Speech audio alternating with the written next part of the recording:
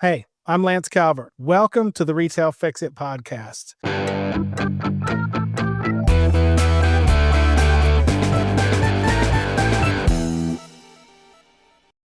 Retail Fix It is a national facility maintenance management company. So we perform repairs all over the country for major retailers and any other kind of multi-location commercial facility owner. So if you own 5 stores, 100 stores, 500 or 5,000 stores, or not even stores, sometimes it's like a medical practice or all different types of things. As long as it's commercial and multi-location, we are a single source for you bringing all of your maintenance, all your repairs for projects, preventive maintenance, and any trade of repair on reactive maintenance, rollouts, expansions, remodels, all that stuff. You bring it under one roof with Retail Fix It. We centralize it. We lower the cost. We create metrics that give you deliverables on budgets, and you can kind of analyze those. And so there's all sorts of really cool things that bring it under one roof. Your accounting department loves it and that kind of thing. And it's just been a proven process. We've been in business for over 25 years. I'm the president of the company. I'm still operating it and working with the team. Love it. But today we're going to talk about something that everybody can identify with, and we don't like it, but it's one of the most valuable things, and that's mistakes. So there's so many areas in this business to make mistakes, from a client level, vendor level, and in the middle as a nationwide service provider for multi-location facility owners. There's just a lot of moving parts. There's a lot of we have account managers and we have project managers. Those are the main key service side product that we have, if you will. Those are the people in the company that are the ones touching the jobs. They're communicating with the customers. They're the ones communicating with the service partners of Retail Fix It in the field.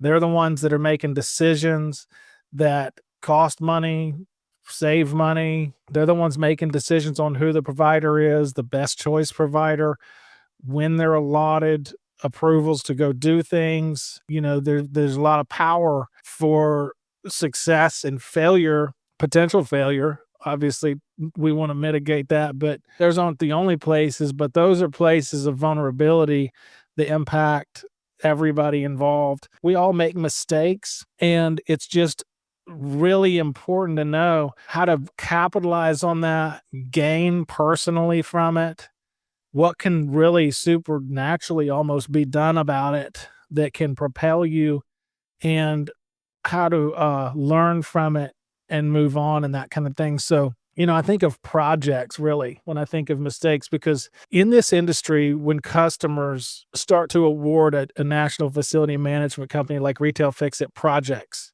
they've entrusted us to larger projects, bigger dollar jobs, and there is such a vulnerability at that state. I've told my project managers many times that these jobs will not go right on their own. They will go wrong if you don't enforce them to go right. So a project manager has got to know that they are a general in that. They've got to be really proactive, but you're never going to avoid never making a mistake. There's going to be a time when you chose the wrong vendor. There's going to be a time when that vendor, that maybe he's the right vendor, but he's underperforming. And so the mistake's on him, but it's tiered up to the level of a project manager deciphering that, early detection of that, and mitigating that and minimizing the results of it that really matters. In this industry, when you make a mistake, you have to discern what's going on quick, and then you have to make the adjustments. And sometimes you'll get panic from customers or, leaders, that are kind of maybe giving you more of a threat or a highlight of your mistake or somebody else's mistake than is really going on. And you have to be able to stomach that panic from others, shift on your feet to bring resolution in the moment. It's not like you can sit there and ponder on it. There's the show must go on kind of thing, because you're in the midst of a project in this example I'm given. So you have to have real grit and poise, and you have to have confidence, because there's people that are going to be telling you how bad what it is that's going on is, and you have to be trying to fix it while people are breathing that down your neck at the same time. It's a lot of pressure. So it's not for the faint of heart to be a project manager, and really in a lot of senses an account manager in this industry. All those are growth opportunities, and it's really amazing what can happen from it. Mistakes are hidden gems. You never really make a lot of progress or learning in your life from getting it right. Getting it right's awesome, and we should a lot, but you're going to make mistakes. And I think it's important to find out how to capitalize on a mistake, because there's mistakes that have been made in my business, this company, that have absolutely propelled this company into a wildly successful another tier level because of the mistake. There was a time in this company when we were a hybrid. I started out as a construction worker, and I was in a truck riding around doing service calls with my own two hands in Metro Atlanta. And then I had some techs in the field and grew a team. And then we were a hybrid. We had techs in the field in Metro Atlanta, but we had subcontractors all over the country. And so the vision was always to go completely national and all subcontracted, and bringing it under, subcontracted service partners and not having any in-house techs anymore. But honestly, I was scared to do it. I was like, I didn't know how to make that jump, but I knew that was the dream. I knew it was the vision. I knew it was what was supposed to happen. I knew it was my destiny, but I didn't know how to have the courage to get rid of all the in-house technicians and get over to the outsourced service partner level of things. I guess you could say I was scared to do that, because then my office account managers, they couldn't just hand a work order over to a in-house tech. They had to literally find somebody to go to do that job, and we had to have enough service partners and the right ones to go do them. Well, I'm going to tell you a story that got us over that finish line and out of that hybrid state and into being an all outsourcing company without any in-house techs. We had a tech one time. He was a good guy, but on Friday afternoon, all the techs had come to the office at the end of the day and they turned in their completed jobs, and this one tech didn't show up. And we were like, well, I guess he just took the van to the house and we'll see him on Monday. So later on that day, my brother, Andy Calvert, was working for me, and he had the GPS app. So, this is at 9:00 at night at this point. I'm at home in bed. And Andy calls me and says, Andrew's van is at a standstill on 575. And I'm like, what? He says, I'm driving up there. Well, my next phone call is from Cobb County Police Department in Marietta, where this vehicle is. The officer's like, Mr. Calvert, is this your vehicle? Is this Andrew, your employee? And I said, yes, sir, he is. And he said, well, he's going to be going to jail tonight, and your van is going to be towed unless you can come get it. And I said, just tow it, whatever. And I'm like, whoa, what's happening? So the next morning, I drive down and get my technician out of jail and take him to breakfast. And I'm like, what is going on? Well, he had gone home after work. This is like 15 years ago. He had gone home, and then he went and filled up his tank with gas. And then he goes to pull out of the gas station and T-bones a lady, and then runs from the scene of the accident. And he's trekking up 575 on a flat tire because the fender well is in the tire and cut a hole in the tire, and he's running up 575 on a flat tire.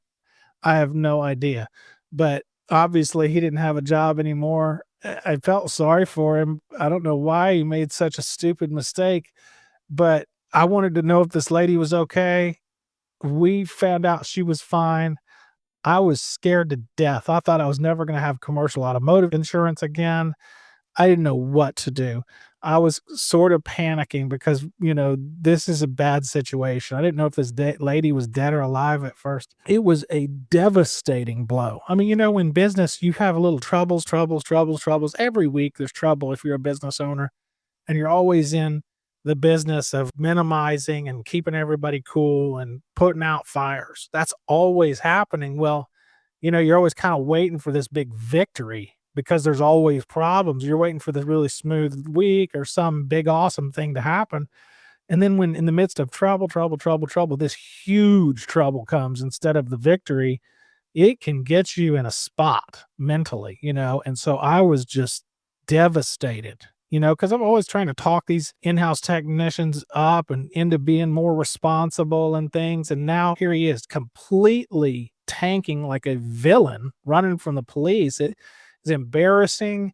I thought, what do I do from this point? I don't even know how to move on. It was kind of that give up feeling, like I don't know how to give up, but I mean, it was that feeling where it's like, okay, what is happening right now? I'm telling him, you can't work for me anymore. And how can I help you in your life? Trying to just mentor the kid out of this situation. And so I've got the rest of the weekend to process this. And after praying through it and getting over to Monday morning, I was like, something's got to change. I can't do this anymore. I can't, just coach these people and watch them destroy things or whatever. I walk into my office and I said, company wide meeting. And I took every single member of the company in the conference room. All the account managers are sitting there. And I looked at him and I said, I'm selling every vehicle. I'm emptying the warehouse of all the materials and tools that we store. I'm cutting up all the credit cards for the technicians. All the gas cards are going in the trash can. I'm completely through with these in-house techs. We're going to a national facility management company today. I didn't know if my staff was going to stand up and walk out the building and get in their cars and drive home, or if they were going to go sit at their desks and take the marching orders and run with them. Well, thankfully they went and sat at their desk and they got those jobs out. And that's how we were birthed into a nationwide facility management company, which again, that was always the goal. That was always the dream. Didn't know how to kind of shift over to that. But this huge mistake that this other person, it wasn't my mistake, but that this other person made caused me to have so much internal pressure, and it created a confidence in me that said, look, I'd rather take the risk and move over into the dream than continue to go down this road. I'm not willing for another day to go down this road the same.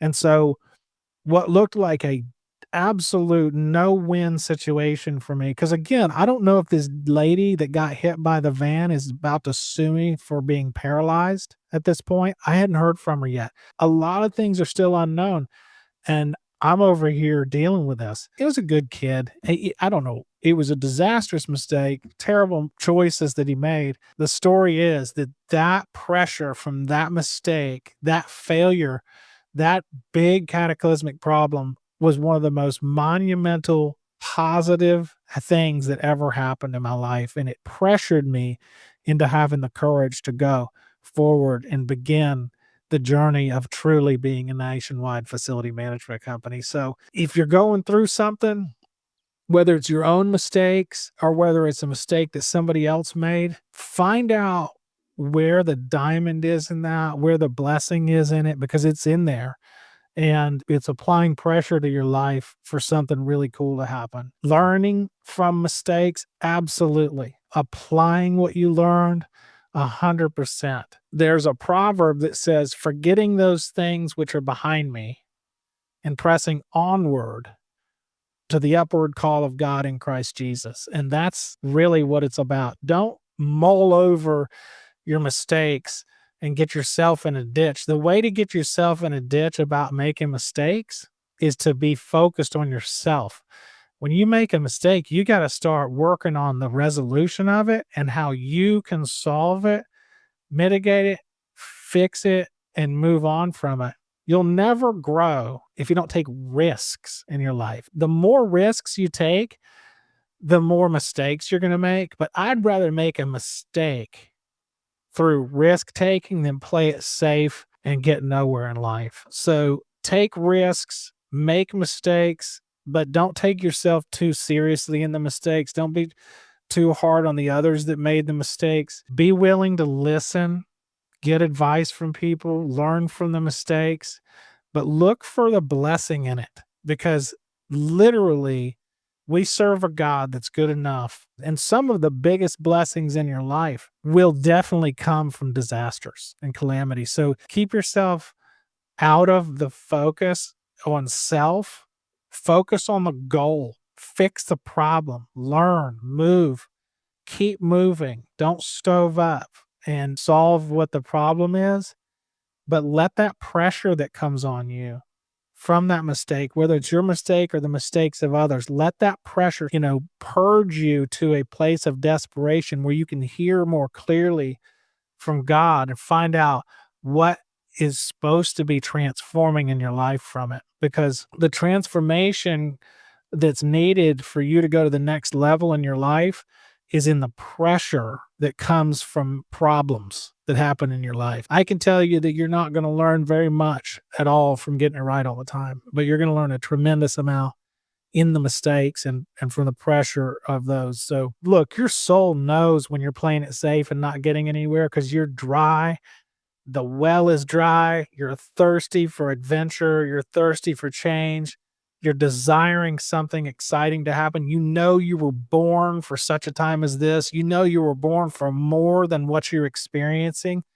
Those pressures alone should cause you to seek it out and figure out what it is that you need to do to make the changes that need to happen in order to go to that next level, because we all thrive in the understanding that we're valuable. We have an internal instinct that there's a bigger value in us than money or a bigger value system. We're put here for a unique reason and we have something to contribute, and it's noble and it's monumental.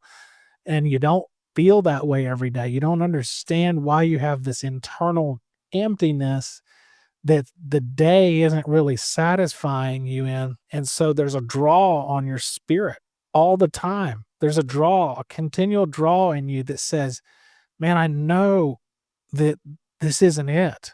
Or maybe this is it. I'm not listening to the responses of what needs to happen to go to that next place.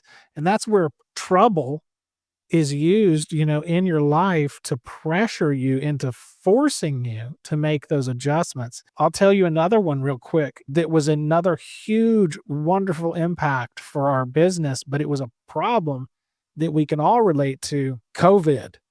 I'd been developing the software and getting the integrity of the software to a place where we were fully cloud based and didn't have to rely on QuickBooks anymore for probably 5 years when COVID hit. Well, COVID hits and we're all like staring at each other going, should we even be in the, that early stage that we were all in? You guys remember where you're like, I don't even know if I should be in the office with y'all. They're telling us that we're a danger to each other. It was kind of weird. And so, at some point as leaders, we had to say, go home, everybody take your computers and go home. So, we take our office staff and we have them pack their computers up from their workstations at their office and send them home. I'm sure a bunch of you guys can relate. So they all go home, set up their workstations at home, and the technology was ready. Of course, we had to polish some things up or whatever, but we're kind of letting the dust settle, finding out now COVID, it gets extended, right? It becomes a worse issue than we realized. Everybody's staying home. We literally developed the business from home environment structure because of COVID, and we never went back to the office. I ended up leasing the office out to another company, and we're still working from home, and we have a better working staff relationship, better communication, better systems, and the obvious perks of the team not having to travel and all these different things. It was definitely destiny for our company to get over into giving the opportunities for leadership, for the team to be in their own environment at home and taking advantage of the technology that was ready for us to be able to do this. And that has, benefited a lot of the team, including myself, and in the co-labor of business and being prepared to get your children off the bus or whatever the case may be. Just be available for regular life stuff and the interminglings of life and work. So the trouble that came from COVID drove us home, and it was the second most monumental improvement in our company came from that problem. So perplexity is one of most difficult things, when you just don't know why things are happening, what to do about them, how to solve them, and why does it keep happening or it's getting worse. But those pressures are hidden gems in your life, and they're put in your life not even by mistake. It's not like God forgot about you or doesn't remember you or you did something wrong. We always go to these negative, weird areas when bad things are happening, but that's not what it is. What it is these pressures are to drive you up. There's a verse that says, when the enemy comes like a flood, the Lord raises up a standard. So it pressures you. And if you seek God, you're going to go be squeezed upward and you're going to be at a higher standard. You're going to be more mature. You're going to have more blessings. You're going to have more outcomes that are preparing you for the destiny that was always set before you. So listen, I want everybody who's listening to like and share and subscribe. That helps us get it out there. We love doing this business together as a team, but we want to create community in the podcast world. And we want facility managers, customers, national facility owners, nationwide facility owners, retailers, restaurant owners, medical, dental, all sorts of industries that we work for. We want you guys to be on the podcast as a subscriber. So subscribe to this, but anybody hearing this, we hire service providers and onboard service providers on our website. And there's a registration process where we're looking for talent in any trade in construction. If you share this with any of your friends who are service providers in any construction trade, they can register at retailfixit.com, become a service provider for us. We're just looking for excellence and we're looking for consistency. We're wanting to transform and reform in the way national facility management is perceived to the client realm, to the vendor realm, because there's stigmas and stuff, that the ways of the past that need to die, and we need to all know that every party can really win big. That's what I'm trying to say. And that's what Retail Fix It's doing to this industry, is creating an environment of trust, reestablish trust from customer levels and from service provider levels. There's a big trust problem between service providers and nationwide facility maintenance companies because of past, maybe non-payment issues or different kind of things like that. We are changing all that, and we're creating a new future for this industry. And we want to impact the realm of national facility maintenance in a positive way, where the customers know they've got that partner where the jobs are getting done. There's integrity wrapped around it, and it's not costing them more than if they hired the service provider themselves. It's really maybe costing less in a lot of situations because of the way our systems handle that for us. But on the vendor side, the service partners that we have, one of our major and maybe the major fundamental ways that we stand apart and that we've developed the ideal of this business on